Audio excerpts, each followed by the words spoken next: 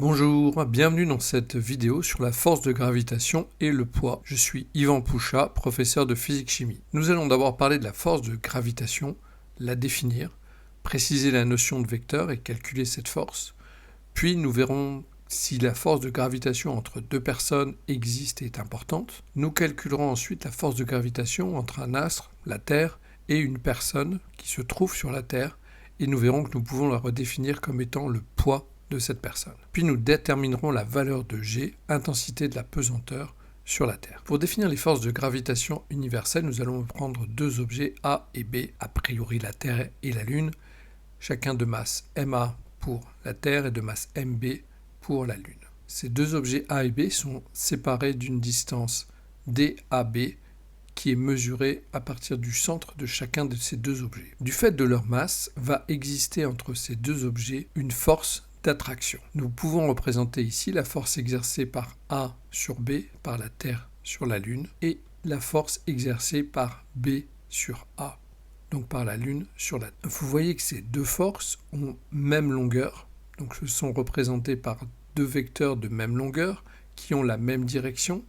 Cette direction est la droite qui relie les deux milieux des objets A et B, et vous voyez que leurs sens sont opposés. Ce sont des forces qui sont attractives, c'est-à-dire qu'elles sont dirigées vers chacun des deux objets. Et ces forces ont même valeur, vous voyez que les vecteurs ont même longueur. On va donc avoir la force de A sur B qui serait égale à la force de B sur A. Pour le calculer, il suffit de multiplier grand G, donc grand G c'est une constante qu'on appelle la constante de gravitation, qui vous sera donnée dans un énoncé, elle n'est pas à connaître, multiplié par la masse de l'objet A, multiplié par la masse de l'objet B, divisé par la distance entre A et B au carré. Vous ferez très attention dans les calculs, c'est en général ce carré qu'on oublie de faire et qui fausse totalement le résultat. Il faut bien se rappeler que la force de A sur B a la même valeur que la force de B sur A. Elles sont de même direction, mais de sens opposé. Alors effectivement, ces deux forces sont égales. On parlera un peu plus tard de leurs effets. Revenons sur le fait que l'on représente ces forces par des vecteurs. Pour une force, il faut qu'on sache où elle s'applique, c'est-à-dire connaître son point d'application. Il faut connaître la direction, c'est-à-dire donc dans notre cas la droite qui joint les milieux de ces deux objets. Il faut connaître le sens. Cette force est la force d'attraction exercée par la Lune sur la Terre, donc F de B sur A. Celle-ci est la force exercée par la Terre sur la Lune, c'est aussi une force d'attraction, donc elle est dirigée vers la Terre. Et nous devons connaître la norme ou valeur de la force qui est représentée par la longueur de ce vecteur. Donc en général, on utilise une échelle, puis quand on connaît la valeur, comme ça on peut, rien qu'en mesurant la taille du vecteur, déterminer la valeur de la force. Quand j'écris ici F de A sur B égale F de B sur A, vous voyez qu'il n'y a pas de flèche au-dessus, c'est-à-dire que ce n'est pas un vecteur, je parle uniquement de la norme ou de la valeur, c'est-à-dire que je prends uniquement en compte ici la longueur du vecteur. Vous voyez que les deux vecteurs ont même longueur, ça veut dire que les deux forces sont égales, mais ce sont des forces qui sont opposées. Quand on parle uniquement de la valeur, on n'a pas à savoir qu'elles sont opposées. Par contre, si on veut pouvoir le prendre en compte, il va falloir représenter les vecteurs, c'est-à-dire que vous aurez une petite flèche représentée au-dessus de F de B sur A et de F de A sur B. Comme elles sont égales et opposées, à ce moment-là, il va falloir mettre un moins. Donc on aura F de B sur A vecteur est égal à moins F de A sur B vecteur. Alors que si vous ne mettez pas les flèches, vous parlez uniquement de la taille du vecteur, pas de son sens, donc les tailles sont égales, donc les deux, ici F de A sur B égale à F de B sur A. Calculons maintenant cette force de gravitation, ces forces de gravitation entre la Terre et la Lune. Vous avez la formule. Alors les valeurs ici vous seront données, puisque ce sont des constantes. Donc G 6,67 10-11 et la constante de gravitation, son unité est SI, ça veut dire système international.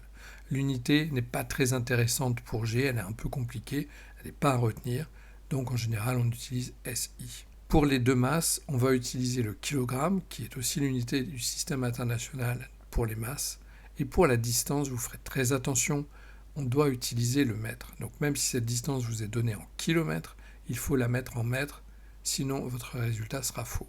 Je vous conseille maintenant de mettre la vidéo sur pause et de faire le calcul, histoire de voir si vous en sortez avec ces puissances de 10. Si votre calcul est correctement mené, vous allez obtenir 1,99 10 puissance 20 newtons. Vous remarquerez que dans mon résultat, j'ai gardé le même nombre de chiffres significatifs que les données. C'est-à-dire qu'ici j'ai 1, 2, 3 chiffres significatifs, la même chose que pour toutes les données qui sont là. Alors, il peut paraître bizarre de se dire que ces deux forces exercées par la Terre sur la Lune et par la Lune sur la Terre ont même valeur, parce que vous dites mais les effets ne sont pas les mêmes. Si on regarde la force exercée par la Terre sur la Lune, on sait qu'elle est responsable du mouvement de révolution de la Lune autour de la Terre. Effectivement, c'est une attraction, et comme la Lune avait déjà une vitesse initiale, ça fait qu'on a un mouvement circulaire de la Lune autour de la Terre. La force exercée par la Lune sur la Terre a la même valeur. Seulement, les effets sont moins importants puisque la Terre a une masse qui est beaucoup plus importante que la Lune. Mais ce qui va être sensible à cette attraction exercée par la Lune, ce sont les masses d'eau à la surface de la Terre, c'est-à-dire les mers et les océans. Les effets de la force de la Lune sur la Terre, ce sont ce qu'on appelle les marées. Donc ces gros mouvements d'eau cycliques dont la Lune est responsable. On peut calculer la force de gravitation entre deux personnes. Mais oui, on a dit que la force de gravitation, elle était uniquement due au fait que deux objets de masse différentes vont s'attirer du fait de leur masse. Donc on prend deux personnes de masse MA et MB, séparées par une distance DAB. A priori, elles exercent l'une sur l'autre une force d'attraction gravitationnelle. De la même façon, ces deux forces vont être égales et opposées. On va pouvoir les calculer. Je pris un exemple donc de masse identique de 70 kg, j'ai 67 10-11, distance AB de 4 mètres. Vous pouvez refaire le calcul si vous voulez à 1 mètre. Faites donc le calcul, mettez la vidéo sur pause, n'oubliez pas le carré. Vous devez trouver 2,04 10-8 newtons. Vous voyez qu'effectivement, cette valeur est beaucoup plus faible que la valeur précédente. Et si on compare, c'est 1 million de fois plus petit que la force exercée par un moustique posé sur votre bras.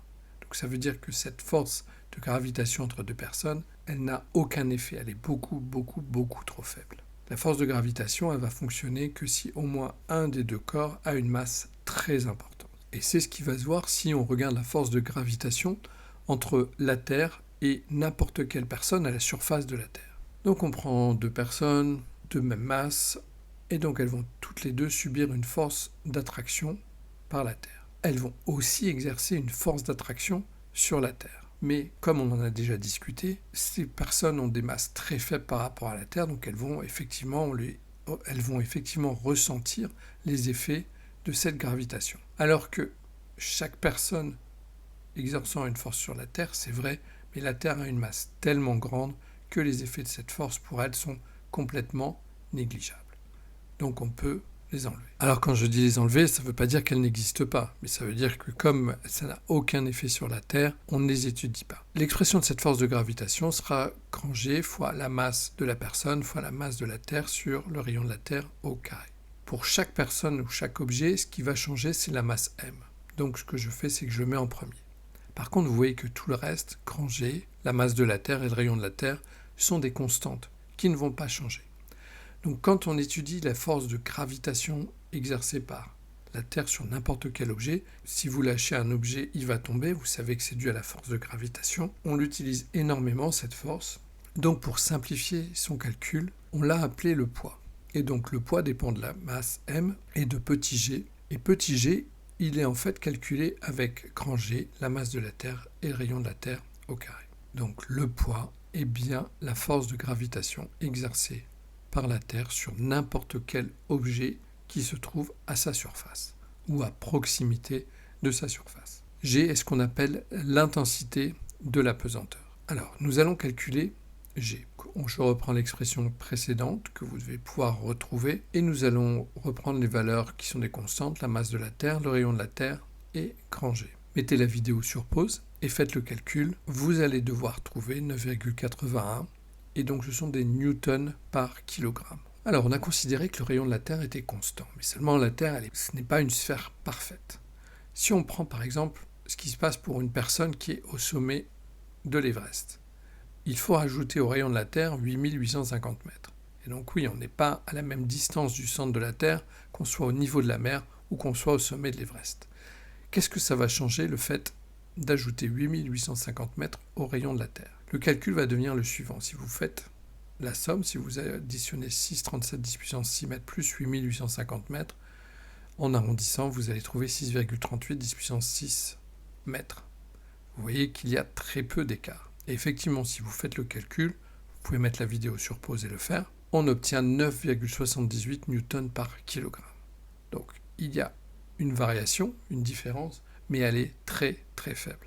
Donc c'est pour ça qu'en général, on garde G égale 9,81, quel que soit l'endroit où on se trouve sur Terre. Et vous verrez même que dans beaucoup d'exercices, pour simplifier les calculs, on remplace G, on vous dit que G vaut 10 newtons par kilogramme, ce qui est juste la valeur arrondie de 9,81.